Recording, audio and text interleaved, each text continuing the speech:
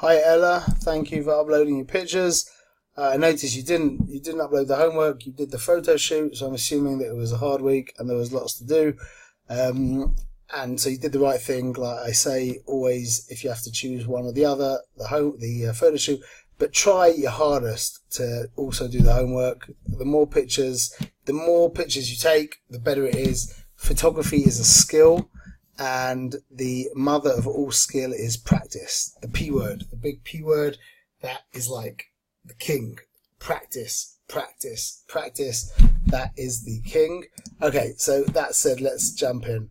Okay, you asked me about, in the email, you asked about, is there anything to do with taking this away?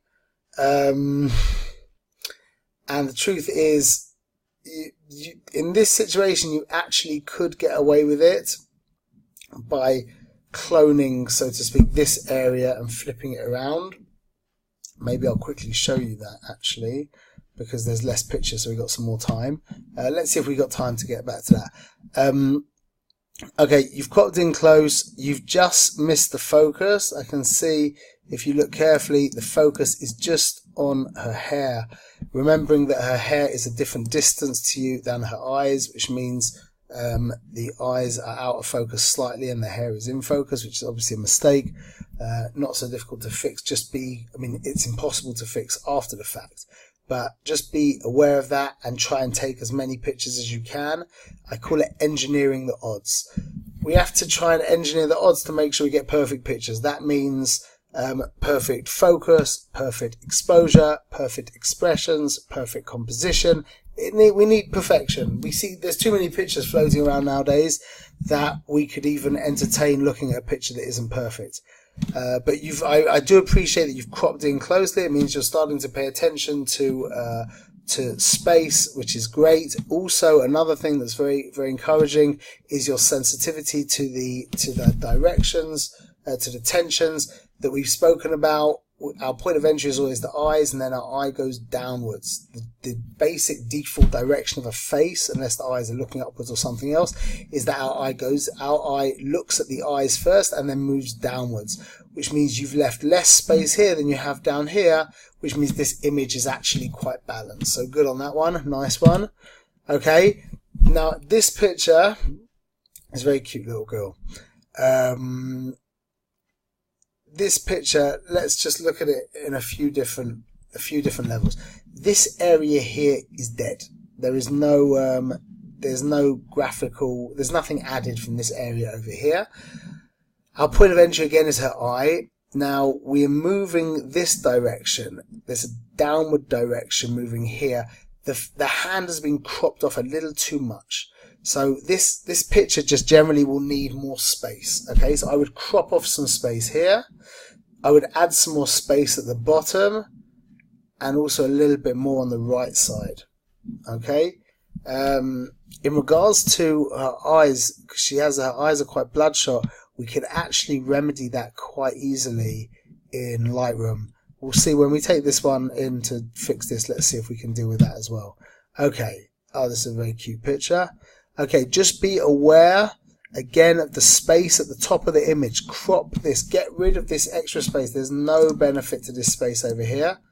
Okay, crop in close. That's a very beautiful picture. Okay, stats are great. Stats are great. I'm not sure if you can go wider than this. If you can, then it would be better to go wider than this, but you're still at class 3, so you haven't got there yet. The exposure is great. Let's have a look. What are you on? You're on manual, so you've done really well there. You're using a quick enough shutter speed, even though it'd be better to maybe be a little bit quicker. But this is great. You have sufficiently blurred out your background that even though this doesn't really add anything graphically, because it's been blurred out so much, it's not really damaging anything. And on the contrary, this color and this texture here really is adding.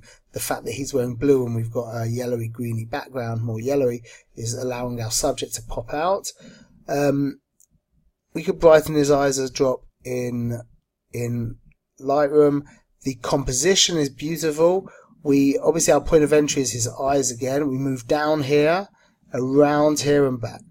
Okay, this line is actually structurally is very important. So again, we enter into his eye, we come down here, around and up, and we have a very pleasing kind of ellipse, which is a circular image, which really adds a lot to it. He's got like a kind of demure, very, what's the word? Demure, I think, is a word. The way he's looking is very kind of, I suppose you'd use the word subtle. I'm trying to think of a word for that. 1 second. Very cute isn't the right word, because it's more kind of sophisticated than cute, like a sophisticated cuteness, if there's such a word. Anyway, but it goes very nicely. The actual structure the structure of the composition goes very well with the look on his face. That's probably not, you didn't have that in mind, but that comes together a lot of the time. That will happen with me as well, where I wasn't completely aware of the expression, or the expression just kind of happened, and at the same time it also happened that the shape really added to the expression as well. Okay, here we are drop underexposed. Okay, we've got a nice, it's a real nice, really nice smile. A lot of nice energies here. Let's just brighten this up a little bit. There we go. Okay, so now we've got on the exposure better. The issue here is that the background is the same color as his hair and his head, which means that he's not popping out of the background. One of the things that we're nearly always trying to do, 99% of the time, is having our subject jump out from the background, which is done by a few different techniques. One of the most popular techniques is by blurring the background, but also very importantly is making sure that the background is a different color or a different tone to the foreground, to the subject, and that will help pop the background out. So we've got a nice composition. Our point of entry is here, come down around here. Okay, again, a nice triangle, energized. Triangles are energized. The three primary shapes are triangle, circle, and square. Triangles are more energized, circles are more passive, more relaxed, and squares are stationary. We'll talk about that another time. So you've got it's a smile that's full of life, with big, wily eyes that are also full of life, and the composition, which is triangular, really adds to that. Again, you nailed it. Just like you did over here, we can see this is a circular, an ellipse with a more demure look. This is a triangle with a more energized look, and you really nailed it. That's great. Excellent. Okay, this is very cute. This is excellent. Okay, in regards to technically, you are at a 60th of a second. You've just learned now about shutter speed. A 60th of a second is not a good idea. Although it is possible to take a picture at a 60th of a second pin sharp, it's definitely a much better idea to be quicker than that, which means you would have to move to your ISO. And with your camera, it could be, I think you could probably bump up to 800 ISO and shoot at a 1/25th of a second. You'll learn that as we go on the next couple of classes. Okay, the actual moment is very cute, but like I said, it's lost in that it's not sharp, and we just can't deal with unsharp pictures unless we take it into post and really go with the kind of gritty feeling, which we might do. We might do that. Okay, here your flash has gone off. How do I know that? So there's a few giveaways. Even before I saw the red eyes. The red eyes were a complete giveaway. But the other giveaway is things like these shadows.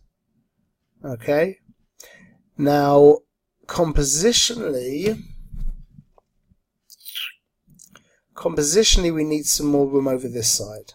It's very cute. I really do appreciate the way that you've laid all the kids out. You do need to try and get all their attention, which I really know is difficult.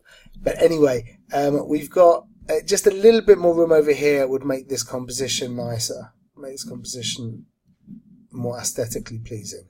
Okay. Also, bringing your subject away from the background, you're going to learn is something we're going to do. Obviously, here it was not possible to sit them on this. It looks like Canon. Better than a Nikon. But to move them away from the wall is always a good idea. This is cute. I would maybe go with some kind of composition where you see these two girls leaning over the cannon like this. Maybe to have all of the kids leaning on the cannon like that would actually add something to it. But anyway, it's a nice shot. I appreciate the ingenuity of how you've laid out all the kids. Okay, which one should we take into post? This one I think is going to be the one we take into post. Let me just quickly show you this in Photoshop. I'm not going to do it perfectly, but I'll just show you quickly how you could fix such a thing. And when you do the Photoshop workshop in another few weeks, you'll have an idea. But I'm just going to give you an entry point into what we would do here. So we would go to our lasso tool. Now all I'm going to do basically is I'm going to take a little piece, a sample of this over here. I'm going to take a slightly bigger sample actually. I'm going to feather it, which you won't understand what that means right now, but you will in due time. Okay, now I am going to layer via copy. Excuse my computer. It used to be super good and now it's not so good. Okay, which means now I've got this area here. Now all I need to do now is flip this area horizontally. Now bring this over to here.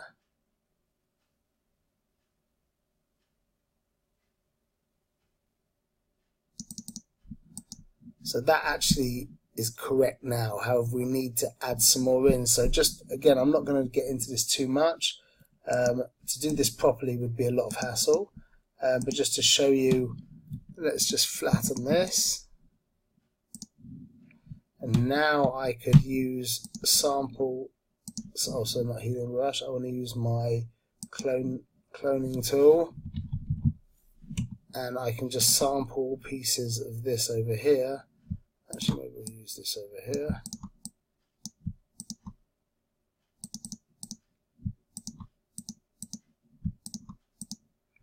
Okay, I'm not going to get too into this, but you see the idea. In short, to do something like this is definitely not, to try and fix an image like this in post is not a good idea. Be aware when you're in camera that just make sure things like that don't creep into your frame. But generally it's going to cost a lot of time to fix stuff like this. A lot of the time it's not going to really be possible, and occasionally it can be like a chick-chat kind of thing, but generally not. Okay, let's take 1 second. Let's take this picture now into Lightroom. 1 second.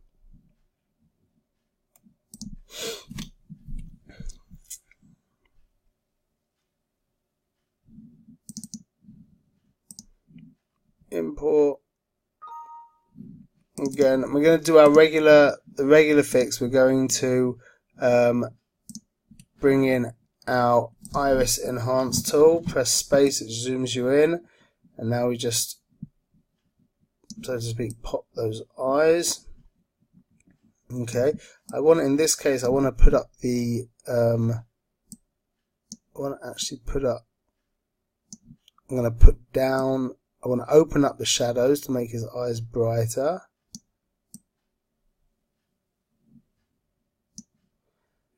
And pop up the saturation. Let's just have a look. We went from here to here. That's great. Okay.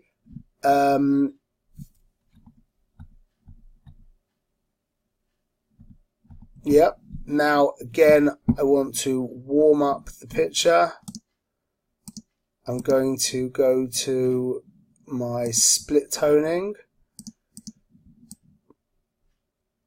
I'm going to use this tone over here, drop all the way down to 0, and now just raise up a slight teeny little bit.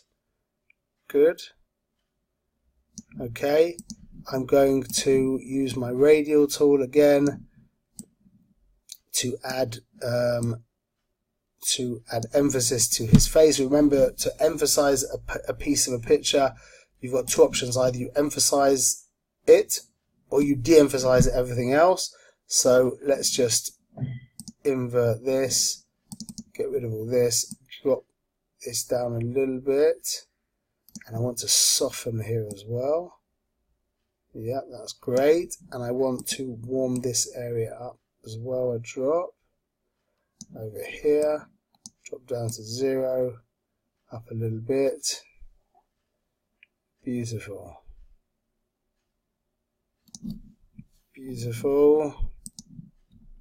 So we went from, let's just get out of our brush. We went from this to this. Excellent. Really good. Really impressed. Keep up the good work and looking forward to seeing what you do for us next week. All the best.